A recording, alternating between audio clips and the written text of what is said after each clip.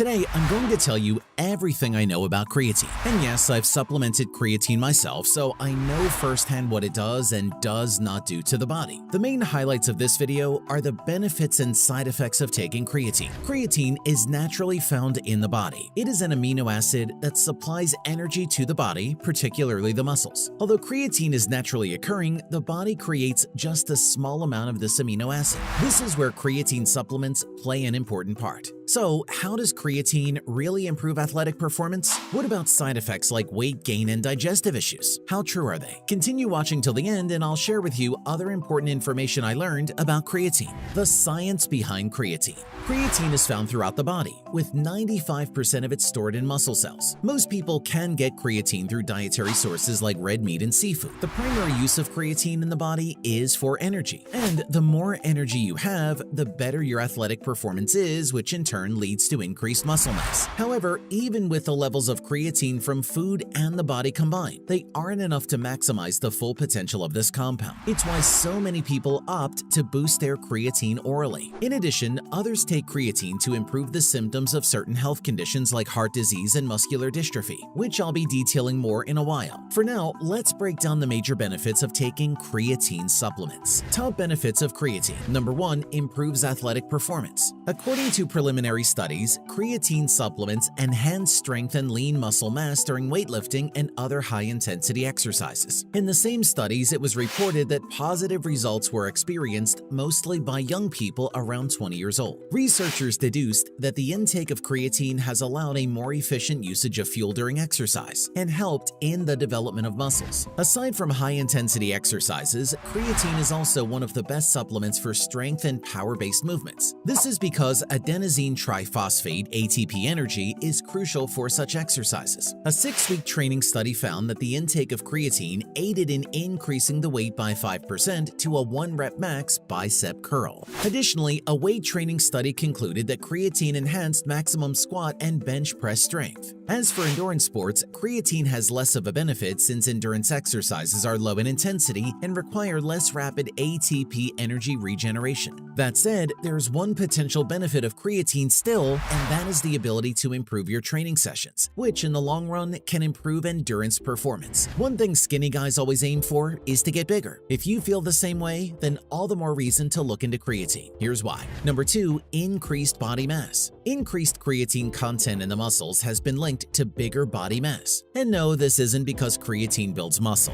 Rather, it's because creatine causes the muscles to hold water, aka water retention. In fact, it's not weird to gain 2 to 5 pounds during the first week of creatine supplementation. The water retained by the muscle cells isn't necessarily a bad thing. Your muscles aren't growing yet, but the increased water is essential for future muscle growth. Also, another way that creatine increases body weight is due to increased muscle mass. This supplement is highly effective at boosting strength and endurance. As such, it lets you work out for longer and thus helps you build more muscle. Muscle is denser than fat, which means putting on even just a small amount of muscle while losing fat is monumental enough to cause the scale to go upward. As you put on muscles and lose fat, your body becomes leaner and your water weight becomes less noticeable. The takeaway here is that yes, creatine does cause weight gain. However, the added pounds aren't fat, so you can stop worrying now. Number 3, repairs damage after injury. Research also suggests that creatine supplementation can help prevent muscle damage and improve the recovery process of an athlete after he has experienced an injury. Moreover, creatine may act as an antioxidant after an intense session of resistance training, which then may help reduce cramping. It may also contribute to the rehabilitation of the brain and other injuries. In addition to those 3 fitness-related benefits of creatine, 2 of which I've experienced myself, there are also other potential health benefits associated with taking creatine, one of which is improved muscle dystrophy, but more on that coming up.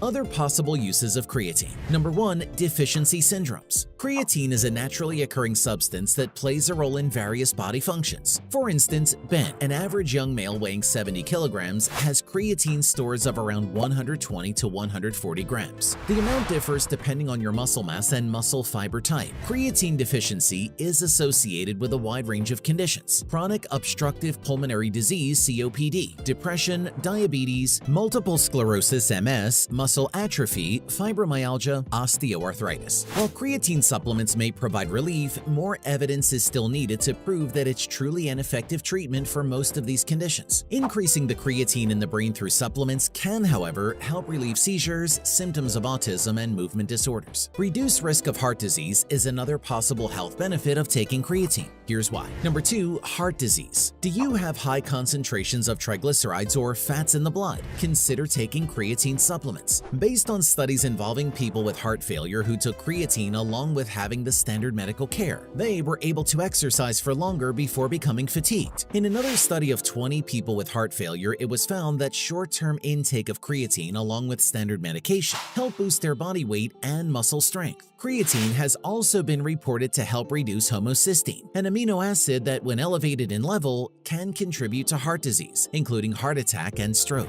Number 3, muscular dystrophy. In many cases, those with muscular dystrophy have fewer creatine stores, which may be associated with muscle weakness. According to a study, taking creatine led to a slight increase in muscle strength compared to those who did not take the supplement. Short and medium-term creatine treatment in people with muscular dystrophies is well received. Studies show that taking creatine daily for 8 to 16 weeks can help enhance muscle strength and reduce fatigue brought on by muscular dystrophy. On the other hand, it pays to know that not all studies have come to the same conclusion. Speaking of muscle-related symptoms, there's another disease that is characterized by such and thus benefits from creatine. That is none other than, number 4, Parkinson's disease. A common symptom of Parkinson's disease is decreased muscle fitness. This means poor muscle mass and muscle strength and increased fatigue. Based on one study, people with PD who took creatine were able to enhance their exercise ability and endurance. In a different study, creatine supplements boosted the participants' moods and reduced their need for medication compared to those who didn't take the supplement.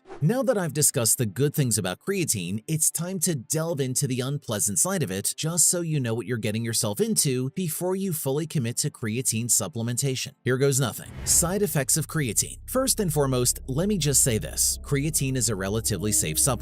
That said, there have also been reports of creatine causing a few side effects. Because of these potential side effects, it's best to take creatine under the supervision of a healthcare provider. The said adverse effects are as follows: muscle cramps, muscle strains and pulls, stomach upset, diarrhea, dizziness, high blood pressure. Personally, I didn't experience those things. I did have a mild case of upset stomach once or twice, but only at the start. Also, it's important to note that some of these conditions can be due to the excessive consumption of certain vitamins. For instance, taking too much vitamin C can cause diarrhea. Besides, if there were any major negative effects, they would have been all over the internet and news by now. Have you tried creatine yet? If yes, then did you experience any of those side effects? Comment your answers below. But to be safe, I recommend you take creatine only if you're a healthy adult and have no kidney problems. In addition, only buy creatine supplements from reputable companies. As you've learned, creatine is a natural compound produced by the body, and so is your testosterone. Both are essential components in the growth of muscle. Therefore, aside from boosting your creatine, you should also be doing the same for your T levels. More on that coming up shortly.